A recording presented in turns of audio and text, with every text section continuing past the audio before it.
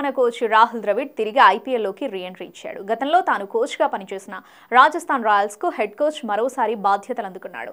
T20 world cup ముగిసిన అనంతరం భారత జట్టు కోచ్ పదవి నుంచి ద్రవిడ్ తప్పుకున్న విషయం తెలిసిందే.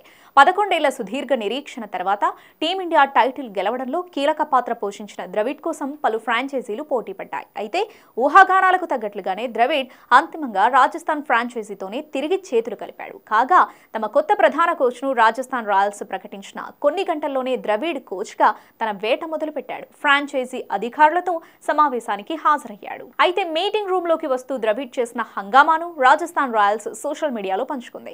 ద్రవిడ్ డోర్ ఓపెన్ చేస్తూ హలో ఐపీఎల్ గెలిచేది ఇక్కడే అంటూ ఎంటర్ అయ్యాడు. ఈసారి మనం కప్పు కొడుతున్నామంటూ ద్రవిడ్ చెప్పిన ఈ వీడియో నెట్టింట వైరల్గా మారింది. కాగా 2011 నుంచి 2015 మధ్య రాజస్థాన్కు కెప్టెన్గా కోచ్గా ద్రవిడ్ వ్యవహరించాడు. 2013లో ఆటకు గుడ్ బై చెప్పి 2014 నుంచి పూర్తిగా కోచింగ్ బాధ్యతలు చూసుకున్నాడు.